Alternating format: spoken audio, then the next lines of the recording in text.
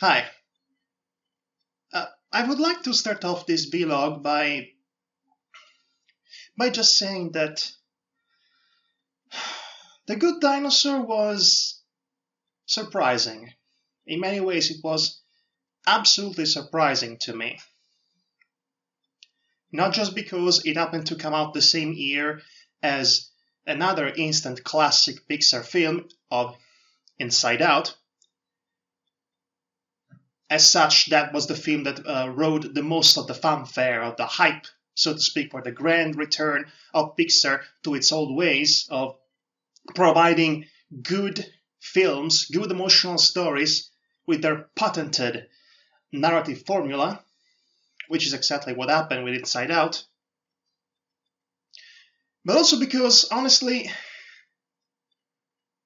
it was fairly unexpected to have a second Pixar film in the span of one solar cycle, which is to say 1 year. And even more unexpected is to actually witness that film to be, in my personal opinion, far superior than Inside Out. Now, allow me to explain. When I say it's far superior to Inside Out, I don't mean it has a better story or more interesting themes and allegoric values or even creativity from a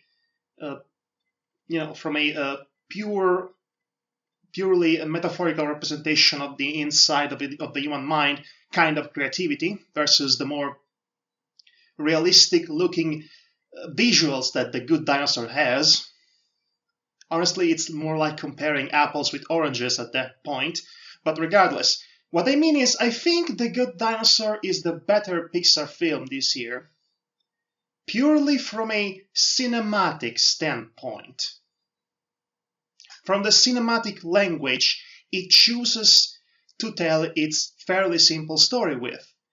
And yes, the story of The Good Dinosaur is extremely simple, if you can even call it a story. In fact, aside from the premise and a resolution, it doesn't really have much in terms of an actual story. But that's actually its strongest point. The fact that it's so minimalistic in its narrative approach to the point that it allows a unexpectedly mature and complex and profound language to tell its story with. What I mean by that is that The Good Dinosaur to me is possibly the greatest triumph of the show don't tell mannerism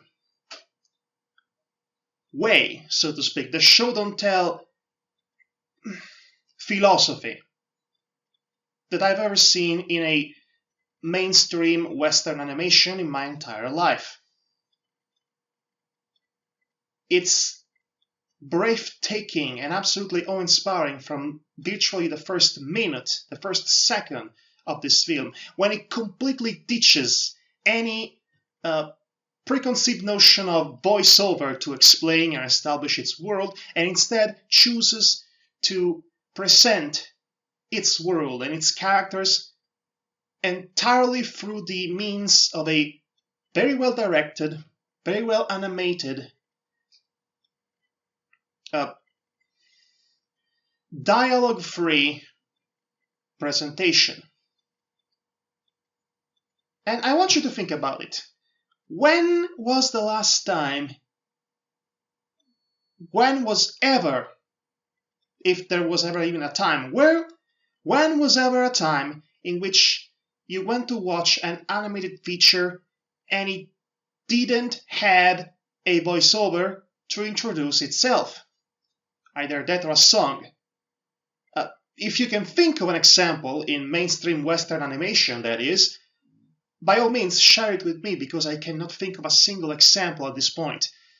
In fact, many of my most favorite animated features of all time, they all happen to feature some sort of a traditional means of introduction in the use of a voiceover. And even Inside Out uses a voiceover to introduce its world, which admittedly it's a more difficult world to explain just from a visual standpoint, so it may have needed a voiceover to establish that you have people inside your brain that control your every emotions and actions. Terrifying notion. But here's the thing. Voiceover is just one of the most abused, voiceover narration. It's one of the most abused means of communication in the cinematic language to date. It's kind of a cliche, a shortcut in its own right. So to see a film, an animated feature, no less, a family film like The Good Dinosaur, to completely abandon the notion in favor of show don't tell all the way through, it's already something that conquers me at a fundamental level, but it doesn't quite stop there. You see, in a way, Inside Out and The Good Dinosaur are kind of opposites. They are two sides of the same coin by virtue of being both Pixar films, but they seem really complete opposites in the way they, not only the way they present themselves, but the very way they communicate and convey their very narratives. Inside Out as a classic Pixar narrative that conveys a lot of hidden depths and complexity and subtext, allegoric values, symbolic imagery, you name it, it has it. It's actually a far more complex narrative that in the subtext than it is in the text. But the way the film chooses to convey its story is actually fairly traditional. I mean, for Pixar standards.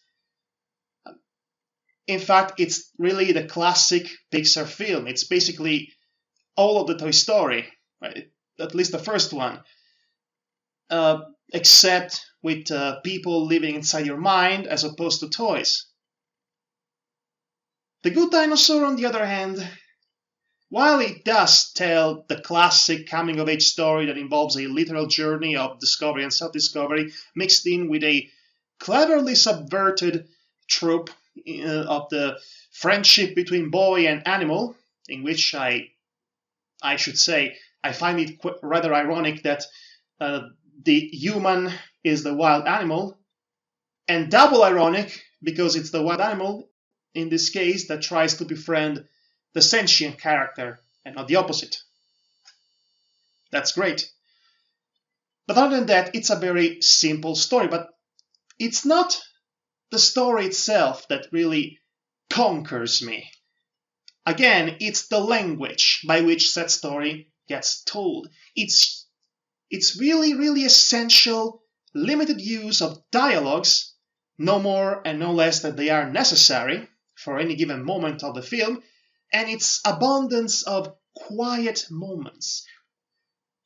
Awe-inspiring, breathtaking visuals of this very well animated and reproduced and natural environments, and complex feelings and emotions entirely communed through gazes and motions of the body and teary eyes and actions instead of words. The emotional bonding in between the dinosaur and the human beast child, that's again entirely conveyed through exchanging movements, basically showing what they mean and what they feel rather than just telling it. And the vast majority of the film is exactly like this. Extremely essential, extremely controlled use of dialogues in favor of a much more involving and inclusive language that expresses itself through visual cues and visual means and visual anything, really. And it's just so surprising to see that not only in an animated feature, in a mainstream animated feature, I should say, but in a technically family animated feature, a film that just by choices of its own language alone, completely goes against every single preconceived conventions and traditions, not only for all animated films ever, but also for, well, what are essentially the conventions of Pixar itself. And again, Inside Out is a fantastic film, don't get me wrong, but it's also told in the conventional way in which Pixar does things, which, again, compared to everyone else, they are still great creative ways. But The Good Dinosaur, just in the way it's directed and animated, and just, again, from a purely cinematic standpoint, and from a purely raw emotional standpoint as a result, just feels like the most unique Pixar film that Pixar ever made. Pixar film, it's redundant, but you get the idea. It feels completely original, even though it's not actually original, again, from a storytelling standpoint. But again, it's not the story itself, it's the way the story is told that makes all of the difference in the world. And I just have to say, even getting past the awe-inspiring moments of the beginning and all of the other moments I just hinted at, this film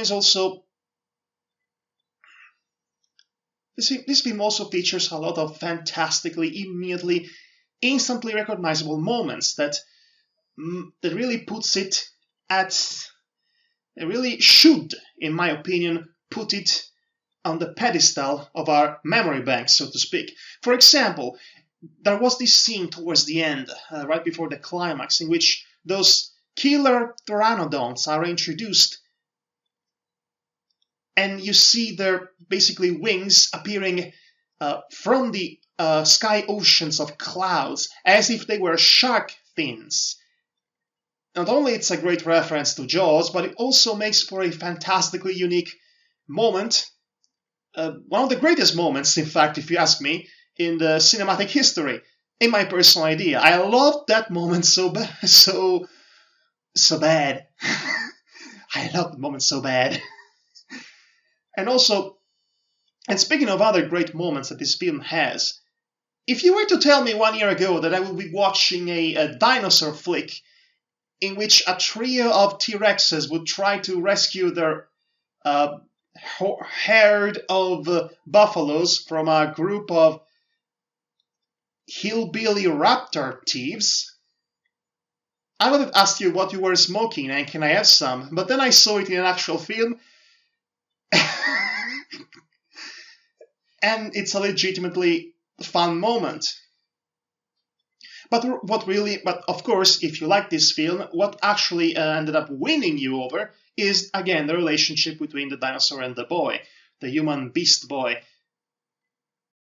And again, it's a relationship that's pretty much entirely conveyed through dialogue-free scenes, which is something you just don't see, period, in animated features. Mainstream. I need to really hammer down that you don't see this in mainstream animation, mainstream Western animation. And again, it's nothing new. You've seen it time and time before, but you probably never saw it told, communed, conveyed, presented in such a fundamentally mature way. And what I mean by maturity, I mean the maturity of the language, of the cinematic language, which is a language that does not hold your hand in the slightest, that does not need to convey a world and characters and emotions through voiceover narrations and through unnecessary bits of dialogues. It can accomplish all that just by showing you directly the raw emotion, the feelings, the growth that the main character goes through. This is just an all-around modern-day masterpiece in my view. A simple story told in a really mature, creative and complex cinematic language that people are simply not used to in mainstream cinema. And that really was the most surprising thing about this film, and why it ultimately ended up being my personal favorite animated feature I've seen all year round. Yes, even more than Inside Out, which I still love, just not as much as The Good Dinosaur. Just because The Good Dinosaur has really completely different means of storytelling compared to the more traditionally formulaic Inside Out modus operandi. In fact, come to think of it, The Good Dinosaur doesn't even feel like a Pixar film at all. It feels like its own unique creature that most likely will never be replicated because, let's face it, the one film that everyone is going to love and remember this year was Inside Out. It basically had already an Oscar in the banks, which is a shame, really. I would have thought it would have been more fair for The Good Dinosaur to come out next year in order to people to actually fall in love with a new Pixar classic. But no, instead it's just going to be in the shadows of the one film that came out like only with months prior to it. And in the case of my country, there's only a 2 months difference in the individual releases of the films, which is really a shame. Again, it's a shame.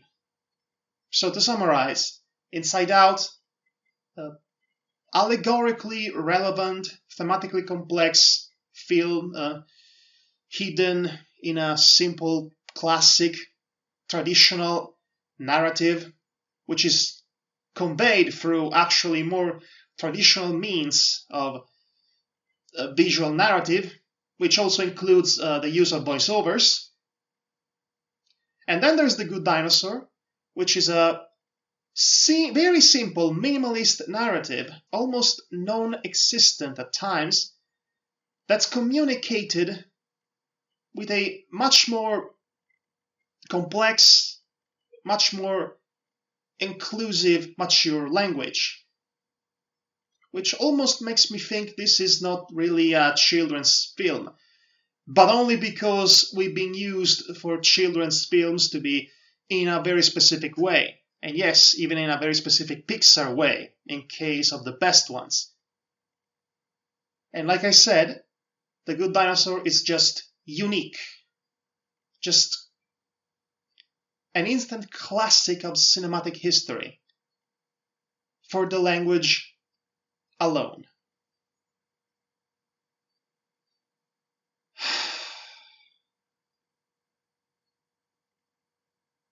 Well, that's more or less what I have to say about The Good Dinosaur. Well, so what did you think?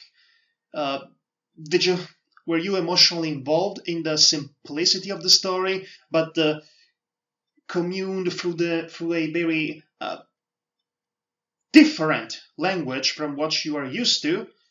Or, you're a traditionalist and you like your family films to be in a very specific way? Let me know. You know my opinion. I personally think The Good Dinosaur is the best. It's the better of the two Pixar films that came out this year. From a purely critical, cinematic standpoint. Oh. So, again, let me know your opinion in the comments if you feel like it. I've seen a couple of negative reactions to this film, and I honestly don't get it, but hey, to each their own. I don't have a clever way to end this. So, bye.